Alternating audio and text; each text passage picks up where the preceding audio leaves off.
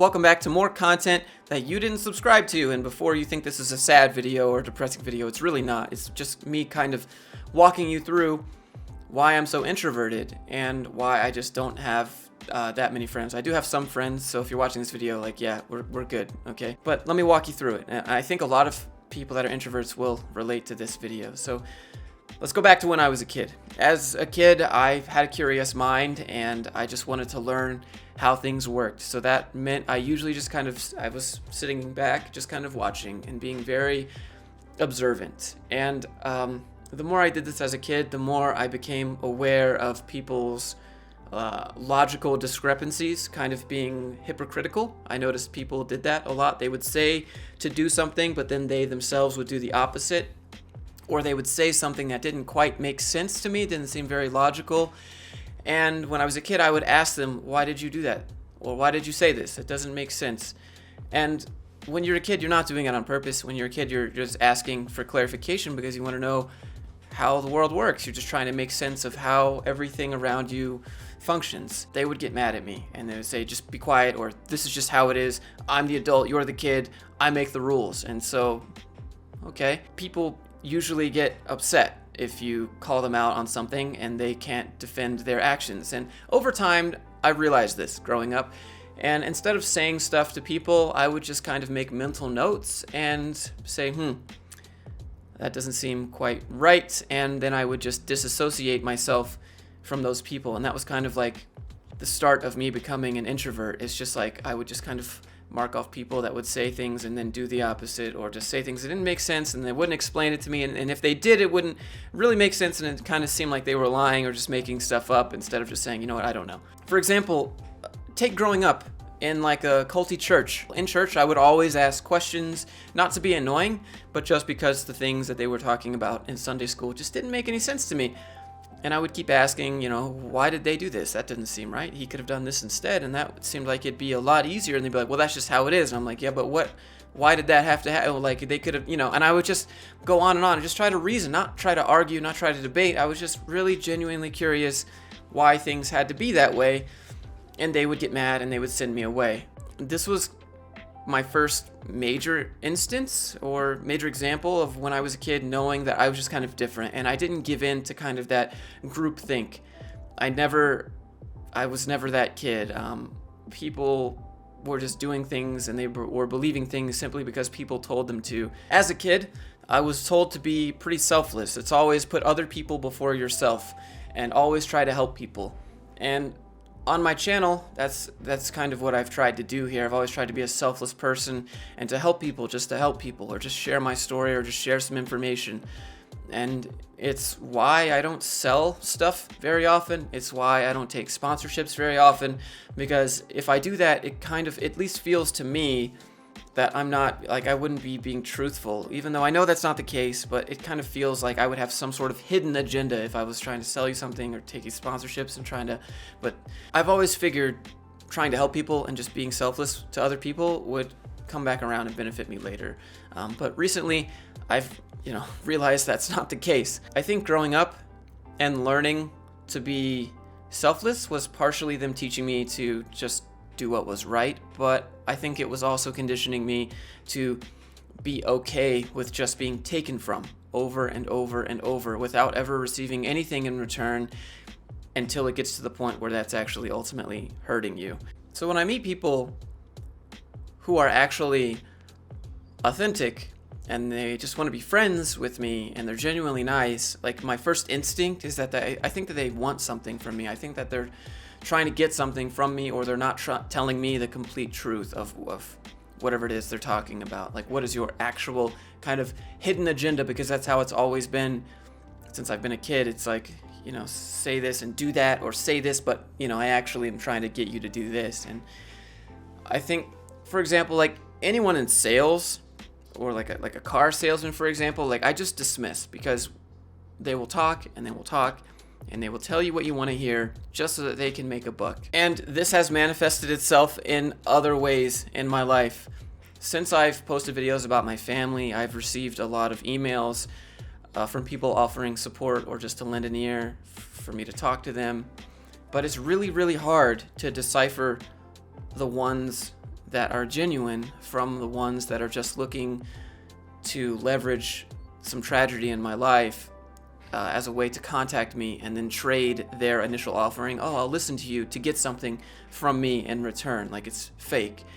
For example, I've taken a few people up on their offers by saying thanks and something, I'm really going through this and I'm thinking about that, and then they just dismiss me and they immediately say, hey man, glad you responded. I have this great business idea and if you could just code it for me, we could make millions. And I'm like, what? Or they'll say, hey man, I have this game-changing idea that I want to run by you. Hey man, we think a lot alike, but could I get some advice from you real quick? And they were just using my video topics as a way to try and connect with me, and then they flip it and dismiss what I said and immediately make it about them as to what they could get from me. And this happens probably 9 times out of 10, but both messages start the same. Both say, hey, I just want to lend an ear, but it's hard to tell who's being honest. And usually once they make the conversation about them, instantly after I respond, I'll just leave their message on read. And then after a while, sometimes I'll get messages that say, I knew you were a fake and you didn't care about your audience. You've never cared about your audience. Wow, you let the fame get to your head. And they'll try to guilt trip you just because you won't. It's really weird dynamic. And again, it comes down to just not trusting people. It's really tiring. You just end up retracting yourself from meeting people, and I've noticed that I've done that because I've tried, and again, 9 out of 10 times, people just want what you have, what you own, your success. They don't want who you are as a person. They don't want to know how you think. They don't want to know what you're about. They just want the clout. They just want what you have. And as soon as I can detect any of that sort of manipulation or any sort of hidden agenda, I just nope out. And unfortunately, that just happens 90% of the time, especially now that I do YouTube. Recently, I've kind of realized how long it's been since I've actually met authentic people that just treat me normal, people that don't want something from me. And when it's genuine to me, when people are just nice to me without asking for anything in return, it's really, really strange. And a lot of people that are in regular lives and normal lives that are just used to being treated this way, you're like, well, yeah, that's normal, Josh. And I'm discovering that is whatever I've lived is not normal, and I've just grown up, and I've just been taken advantage of, I guess, my whole life. Just been too nice, or maybe naive is the better word. For example, like a few months ago, I have a friend that hopped on a call with me just to be part of the journey of me signing up to get my pilot's license when I started back in like January or February. They were like, I just want to hop on the call, and I just want to be there, and I just want to listen in while you're going to like achieve your dreams. And I was like, it's kind of, nobody's ever done that for me before. Nobody's ever just been there for me, so to speak. No one's ever just wanted to support me.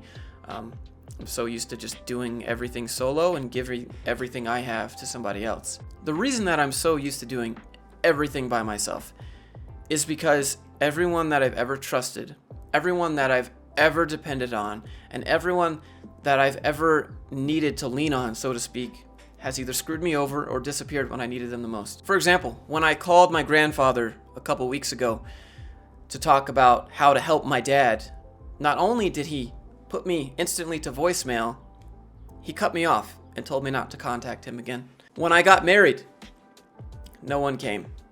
When I graduated college, no one came. When I lost my job and I was about to lose my apartment and my car, my ex-girlfriend said that I wasn't welcome to move in with her and her family into her basement. And she said that if you can't just get this together and figure out a way to get a job and pay for this stuff, I guess we'll just break up instead. So, we had been dating for a few years by then, and she said, when my ex-best friend fucked my ex-girlfriend. Every milestone in my life, I have been alone, and every moment in my life where I needed someone to lean on, I have been alone. And when it's the most important people in your life that do that to you, you kind of just lose trust in basically everyone else. And as depressing as that sounds, it actually taught me the most valuable lesson of my life, and that is to always count on yourself and to believe in yourself first, even if no one else does. And it's why I do everything myself on this channel. I don't want to depend on anyone. I don't want to lean on anyone. And most importantly, I don't want to be held hostage by anyone. And I think my experience in life is why I am so anti-corporate. And look, just hear me out. You depend on your employer to pay you. You can kind of be held hostage by them being able to remove your livelihood while not getting to take any of the work you did for them away with you. They make decisions for you without your knowledge. They tell you what you can and cannot do. And for me, that takes away my ability to be independent. The more I'm limited, the more I start to feel like a caged animal, and I think corporate does that to you perfectly. You have to ask if you can take the day off. You have to ask if you can go on vacation. You have to ask if you can business expense this thing when you're on a business trip, whatever. Like, there's just, working a corporate job takes away my ability to be independent and have complete autonomy over my life, because every time I've given that over to somebody else, they have fucked me over. I think corporate is just kind of full of that groupthink, kind of that hive mind, which is very similar to my religious childhood growing up. And I relate those two together very clearly.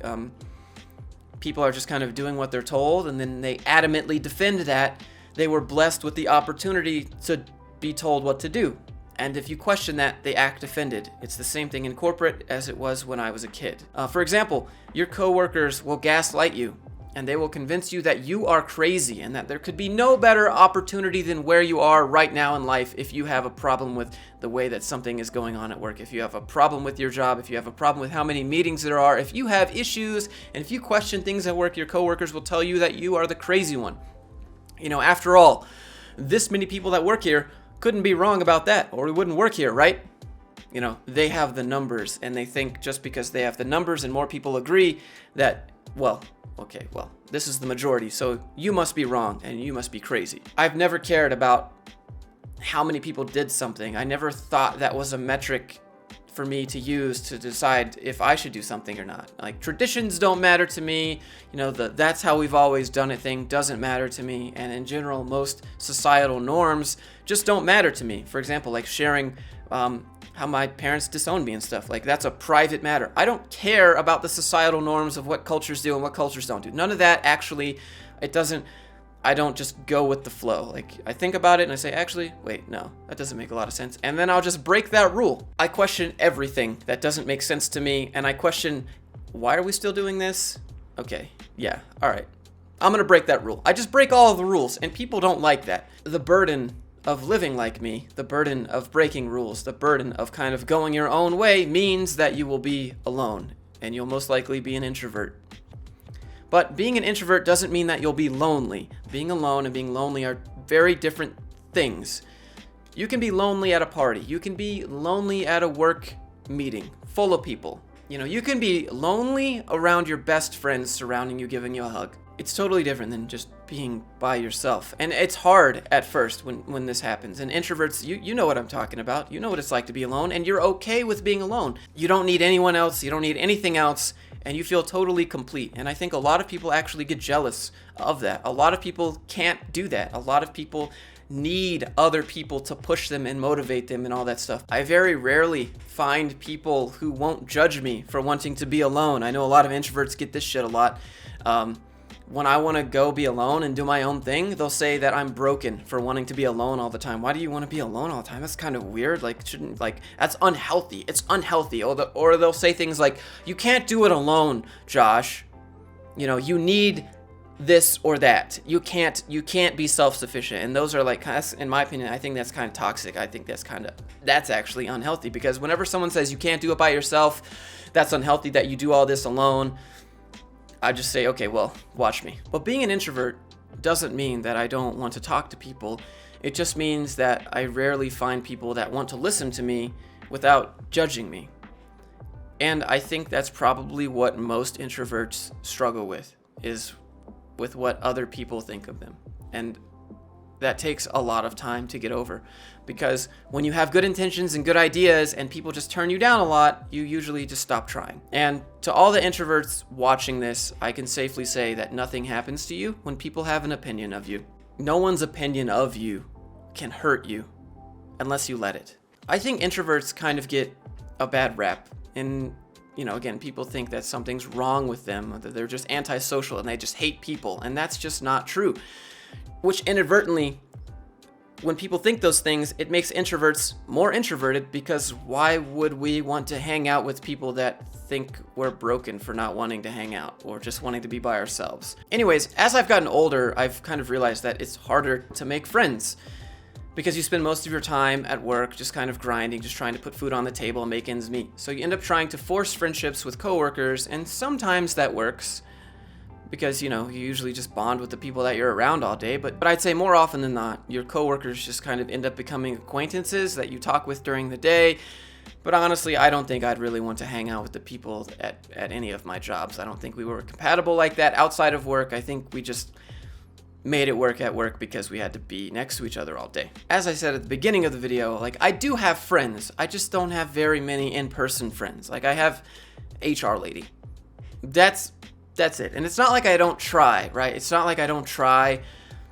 It's just draining. I think all of us introverts, we're all inside on our computers trying to filter people that match our interests with a larger pool of people where we have a better chance. And I think that's why I do the internet for a living. It's why so many people out there relate with me, because if you're an introvert and you watch this channel, you are inside doing your own thing. You're not outside doing all those other things. You're not going to find people like me out there doing things, because we're all inside doing this. And so we all kind of use the internet to find each other, I guess. But again, I'm working on making more friends here where I live.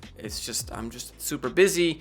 I've been trying to get more active in the aviation community, especially on YouTube, which is one of my like purest passions, so to speak. I don't want to make money from it. I don't want to use it as a job. Yeah, it would be cool to showcase on the channel, but like, I don't want to do it commercially or anything. And in fact, just a few days ago, I went flying with another YouTuber, which was probably the coolest experience of my life so far. He was a super nice guy. His name is Corey Robin. If you haven't seen his channel, go watch his channel. He showed up. He was just like, hey man, you know, like, we can film or not. It's all good. I just want to, you know, just go flying. And to me, sharing that mutual interest, just sharing the mutual passion, and just like wanting nothing from each other than just to share that interest with someone else, was very new, very refreshing to me, because I think that's what kind of friendship is all about. And just, you know, having a genuine interest in another person and just sharing interests. And it was pretty awesome. So go take a look at Corey Robin's channel. He flies around in his bush plane around Utah. So the field goal and the wings in this thing? What's that? You're filling it up on top for it. That's where the tanks are. It's pretty fun doing abnormal things. People just don't get it. You can do this kind of stuff, perfectly legal. We even got our friendly neighborhood sheriff over here helping us out.